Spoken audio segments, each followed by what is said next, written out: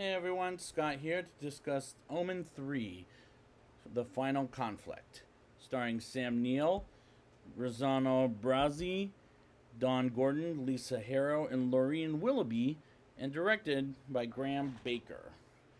Let's just get straight into this, shall we?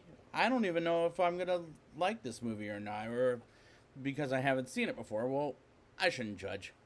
Let's get into it.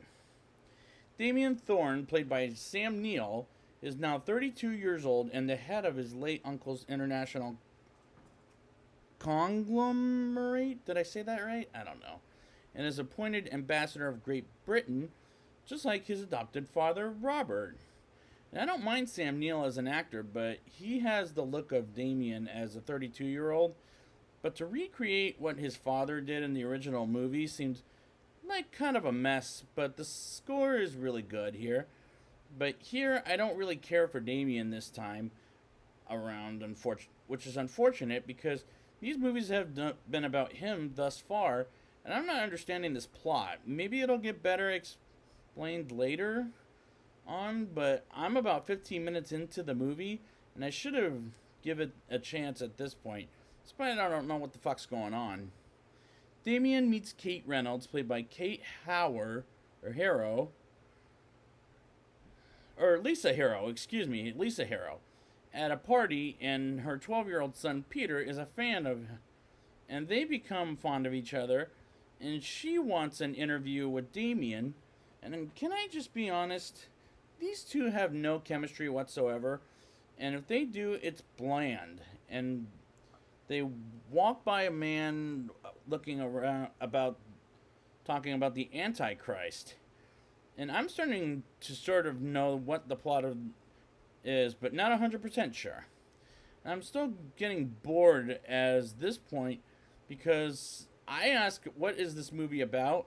That's what's been bugging me for 30 minutes into this movie.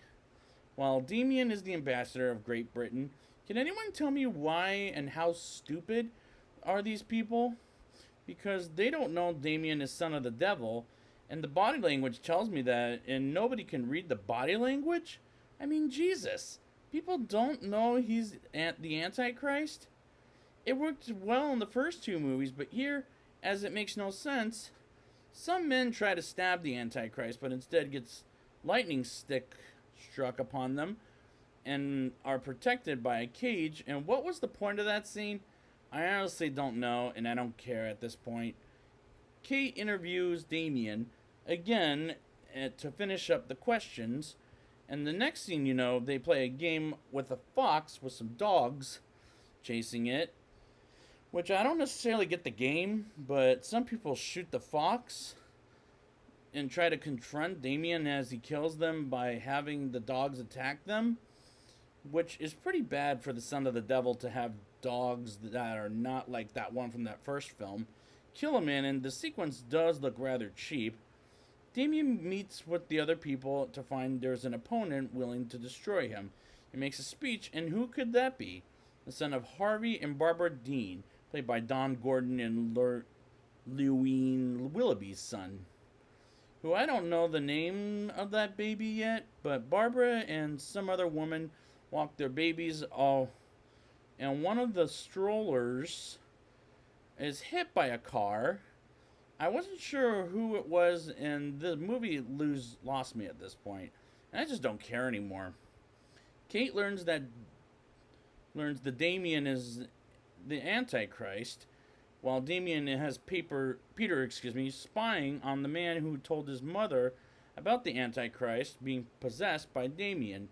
And the next day, Damien lets Kate almost drown for what she knows, and does he get her out, surprisingly? Yes, because he got the impression he did it on purpose. Because I got the impression he did it on purpose. And he bruises her with devilish marks, and if it were me, if I figured out, I get the fuck out of there.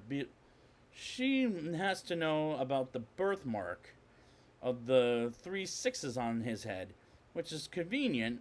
Barbara kills off Harvey after Damien reveals the truth, and Kate and Damien and Peter go to some old building, and Peter is stabbed, and Damien wants to fight back as he's stabbed by Kate, and both she and Damien die, and the climax was not that great, honestly. It's just too melodramatic. Now it's time for the rating. I'll give this movie a 3.1 out of 10. It was really hard to follow, and I didn't care at this point. Some scenes looked really cheap, but the score was good. If you don't want to watch the movie, but wanted to hear the music at the same time, listen to the score because it's better than the actual movie. So I'd like to thank you guys for joining me, and next time I will be back with Omen 4. And until next time, the truth. Where does it end?